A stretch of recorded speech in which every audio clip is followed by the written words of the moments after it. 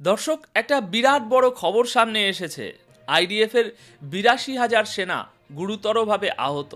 এদের মধ্যে শত শত সেনা দৃষ্টিহীন ও পঙ্গু হয়ে গেছে এবং গাজার বিশ্বাসঘাতক আবু শাবাবের লাশ পর্যন্ত দাফন করার কেউ নেই। এই ৩-৪টি বড় ও ইন্টারেস্টিং খবর আপনাদের এক এক করে বিস্তারিতভাবে দেখাতে চলেছি, তাই শেষ পর্যন্ত অবশ্যই সাথে থাকবেন। আপনারা দেখছেন এটাই রিয়ালিটি, আপনাদের সাথে আমি অনুপ বিশ্বাস।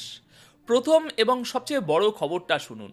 দর্শক, আইডিএফের ধ্বংসলীলা নিয়ে এক বিরাট তথ্য ফাঁস হয়েছে। ইসরায়েলের সেনাবাহিনী অত্যন্ত শোচনীয় অবস্থায় আছে। গাজা যুদ্ধে আইডিএফ এমনভাবে ভেঙে পড়েছে যা আগে কখনো দেখা যায়নি। এই রিপোর্টটি ইসরায়েলের সাধারণ মানুষকে পর্যন্ত নাড়িয়ে দিয়েছে, কারণ তাদের সেনাবাহিনী কেবল শারীরিকভাবেই নয়, মানসিক এবং আত্মিকভাবেও পুরোপুরি বিধ্বস্ত হয়ে পড়েছে। এই রিপোর্টে পঙ্গু বা সম্পূর্ণ অন্ধ হয়ে যাওয়া সেনাদের ডেটাও সামনে এসেছে, যা প্রমাণ করে যে গাজা তাদের জন্য সারা জীবনের ক্ষত হয়ে দাঁড়িয়েছে। আসুন এই রিপোর্টটি খুব মন দিয়ে এবং ধৈর্য ধরে শুনি, কারণ এমন বিস্তারিত তথ্য আগে কখনো আসেনি। দর্শক, এই রিপোর্টটি ইসরায়েলি সেনাবাহিনীর আসল চেহারা সারা বিশ্বের সামনে তুলে ধরেছে এবং এই রিপোর্ট এটাও জানিয়েছে যে গাজার যুদ্ধ ইসরায়েলের সেনাবাহিনীকে কেবল শরীর, মন এবং আত্মা দিয়ে নয়, অর্থনৈতিক দিক থেকেও পুরোপুরি ভেঙে দিয়েছে। আর এই রিপোর্ট অনুযায়ী আইডিএফের ৮২,০০০ জন আহত সেনা বর্তমানে রিহ্যাবিলিটেশন ডিভিশনে ভর্তি রয়েছে এবং এদের মধ্যে ২২,০০০ সেনা শুধুমাত্র এই গাজা যুদ্ধের শিকার। সবচেয়ে বড় উন্মোচন হলো এই ২২,০০০ সেনার মধ্যে ৫৮% মানসিক আঘাতে ভুগছে, অর্থাৎ তারা PTSD, post traumatic stress disorder, ভয় এবং আতঙ্কের শিকার, যা হাজার হাজার সেনার রাতের ঘুম কেড়ে নিয়েছে। যদিও যখন তারা গাজায় হামলা চালাচ্ছিল তখন সেখানকার একটি শিশুও শান্তিতে ঘুমাতে পারছিল না। দর্শক, এখন ইসরায়েলের ভেতর থেকেই প্রথমবার আওয়াজ উঠছে যে এই যুদ্ধ তাদের সেনাবাহিনীর কোমর ভেঙে দিয়েছে। রিপোর্টের সবচেয়ে চমকে দেওয়ার মতো কিছু সংখ্যা এবার জেনে নিন। ৭ই অক্টোবর ২০২৩ থেকে এখনো পর্যন্ত নূতন করে ২২,০০০ সেনা আহত হয়েছে। এই সেনাদের মধ্যে ৫৮% মানসিক রোগ অর্থাৎ পিটিএসডির শিকার। এই ২২,০০০ সেনার মধ্যে ৬৩% হলেন আহত রিজার্ভ সেনা।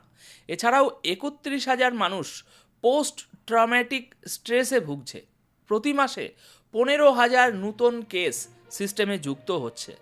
২০২৮ সালের মধ্যে প্রায় ১ লক্ষ সেনা আহত হওয়ার আশঙ্কা করা হচ্ছে, যাদের অর্ধেকই মানসিক রোগে বিধ্বস্ত হবে, এমনটাই জানাচ্ছে ইসরায়েলের সংবাদপত্রগুলো।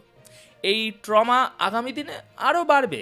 এমন নয় যে সবাই আজই অসুস্থ হয়েছে, আগে থেকেই অনেকে অসুস্থ ছিল, আজও হচ্ছে এবং ভবিষ্যতেও এটা হতে থাকবে। দর্শক, আমি এখন যা বলতে যাচ্ছি তা থেকে আপনারা বুঝতে পারবেন যে ইসরায়েলি সেনাবাহিনীর অবস্থা এমন হয়েছে যেন পুরো মেশিনারি চুরমার হয়ে গেছে। ইসরায়েলের বহু সেনা আহত হয়েছে, তাদের মধ্যে কতজন দৃষ্টিহীন হয়েছে, কতজনের হাত পা অকেজো হয়ে গেছে জেনে নিন। ৮৭৩ জন ইসরায়েলি সেনা এখন হুইল চেয়ারের উপর নির্ভরশীল। ১১৫ জন সম্পূর্ণ দৃষ্টিহীন বা অন্ধ হয়ে গেছে, সম্ভবত তারা কোনো বোমা বা ওই ল্যান্ডমাইনের কবলে পড়েছিল। ১,০৬১ জন সেনার হাত বা পা কেটে ফেলতে হয়েছে, অর্থাৎ তারা এখন পঙ্গু। শুধুমাত্র গত ২ বছরের গাজা যুদ্ধে নূতন করে ৮৮ জনের অঙ্গহানি হয়েছে। চিকিৎসার বাজেট ৫৩% বেড়ে ৮.৩ বিলিয়ন ইসরায়েলি শেকেলে পৌঁছেছে। শুধুমাত্র মানসিক স্বাস্থ্যের জন্যই ৪.১ বিলিয়ন শেকেল খরচ করতে হয়েছে। ওয়ান সোল হেল্পলাইনে ফোন কলের সংখ্যা ৮০% বেড়েছে, যা ইসরায়েলি সমাজের ভেতরের ভয় এবং ভাঙনের ছবিটা স্পষ্ট করে তোলে। রিপোর্ট বলছে আগামী বছরগুলো আরও অন্ধকার হবে। ২০২৬ সালের শেষ নাগাদ আরও ১০,০০০ আহত সেনা সিস্টেমে যোগ দেবে, যাদের বেশিরভাগই মানসিক রোগী হবে। 2028 সাল নাগাদ এই সংখ্যাটা সরাসরি 1 লক্ষ ছুঁয়ে যাবে। অর্থাৎ সব মিলিয়ে আইডিএফের কোমর ভেঙে গেছে। মনে রাখবেন দর্শক, এই রিপোর্টটি 82,400 জন আহত সেনার উপরে ভিত্তি করে তৈরি, কিন্তু এর মধ্যে গাজা যুদ্ধে আহত মাত্র 22,000 সেনার তথ্যই উল্লেখ করা হয়েছে। তাই আমি খুব সুনির্দিষ্টভাবে আলাদা আলাদা করে আপনাদের সামনে এই তথ্যগুলো রাখলাম। নাড়িয়ে দেওয়ার মতো রিপোর্টটি আপনাদের কেমন লাগলো অবশ্যই কমেন্ট বক্সে জানাবেন। এবার দ্বিতীয় গুরুত্বপূর্ণ খবরটি শুনুন। গাজার নিহত বিশ্বাসঘাতকের লাশ এখন রাস্তায় রাস্তায় ঘুরছে। তার নিজের গোষ্ঠীও হাত তুলে নিয়েছে এবং পরিষ্কার বলে দিয়েছে যে তারা তাকে দাফন পর্যন্ত করবে না। গাজার তারাবিন গোষ্ঠী ঘোষণা করেছে যে ইয়াসির আবু শাবাব এবং তার মতো বিশ্বাসঘাতকরা যারা ইসরায়েলের বন্ধু হয়ে নিজের লোকেদের বিরুদ্ধে দাঁড়িয়েছে, তারা এখন আর তাদের গোষ্ঠীর অংশ নয় এবং তাদের সাথে কোনো সম্পর্কও নেই। গোষ্ঠীটি বলেছে যে তারা এই বিশ্বাসঘাতকের জানাজা পড়াবে না, তার লাশ বাড়িতে আনতে দেবে না এবং তার দাফন কাফনেও অংশ নেবে না। দর্শক, গাজার মাটিতে বিশ্বাসঘাতকতার এটাই পরিণতি হয় যে শেষকৃত্যের জন্যও কোনো জায়গা জুটছে না। কিন্তু এদিকে গাজার আর এক বিশ্বাসঘাতক এবার মাইকের সামনে এসে বড় হুমকি দিয়ে বলেছে যে হামাসের বিনাশ আসন্ন।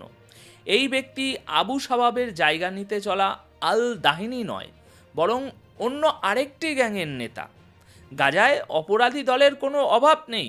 খান ইউনিসে বসা ইসরায়েলিপন্থী গোষ্ঠী স্ট্রাইক ফোর্স এগেনস্ট টেরর এর প্রধান হুসাম আল আস্তাল হুমকি দিয়ে বলেছে, আবু শাবাব মারা গেছে তো কি হয়েছে, আমরা সংখ্যায় শত শত, হামাস আমাদের থামাতে পারবে না। ইসরায়েলের কান রেডিওতে কথা বলার সময় সে দাবি করেছে যে হামাস অনুপ্রবেশকারীদের ভয় দেখিয়ে তাদের থামাতে চায়, কিন্তু তারা সবাইকে চিনে সাজা দেবে এবং নিজেদের পথ থেকে সরবে না। আস্তাল আরও বলেছে যে হামাসের বিনাশ ঘনিয়ে এসেছে। দর্শক, মাত্র দুদিন আগেই ইসরায়েলপন্থী আবু শাবাব মিলিশিয়া স্বীকার করেছিল যে তাদের নেতা ইয়াসির আবু শাবাব গত সপ্তাহে একটি বেদুইন পরিবারের সাথে সংঘর্ষে নিহত হয়েছে। আর আশ্চর্যের বিষয় হলো, একজনের লাশের এখনও কোনো গতি হয়নি, তার মধ্যেই আর একজন হুমকি দিতে তৈরি। আমার মনে হয় যদি সব কিছু ইসরায়েলের পরিকল্পনা মতো গাজায় না হয়, তাহলে গাজায় এই গ্যাংগুলোর মধ্যে একটা গৃহযুদ্ধ নিশ্চিত বলে আমরা দেখতে পাচ্ছি। দক্ষিণ গাজায় আবু শাবাবের নেতৃত্ব বদলাতেই নতুন ঘোষণা করা হয়েছে, যেখানে বলা হয়েছে হামাসের সাথে লড়াই আরও তীব্র হবে। আবু শাবাব গ্যাংয়ের নতুন নেতা ঘাসান আল দাহিনী পরিষ্কার বলেছে যে তার মিলিশিয়া এখন দক্ষিণ গাজায় হামাসের বিরুদ্ধে লড়াই আরও জোরদার করবে। ইসরায়েলের N12 নিউজকে দেওয়া সাক্ষাৎকারে দাহিনী ব্যঙ্গের সুরে বলেছে, আমি হামাসকে কেন ভয় পাবো, আমি তো তাদের সাথেই লড়ছি, তাই ভয় পাওয়ার কোনো প্রশ্নই ওঠে না। আমরা তো তাদের গ্রেপ্তার করি, তাদের জিনিসপত্র লুট করি, তাদের সাথে যুদ্ধ করি এবং তাদের পিছু হটতে বাধ্য করি। দাহিনীর মতে আবু শাবাবের মৃত্যুর পর হামাসের বিরুদ্ধে তাদের লড়াই আরও তীব্র হতে চলেছে। অনেক অনেক ধন্যবাদ। ভালো থাকবেন, সুস্থ থাকবেন।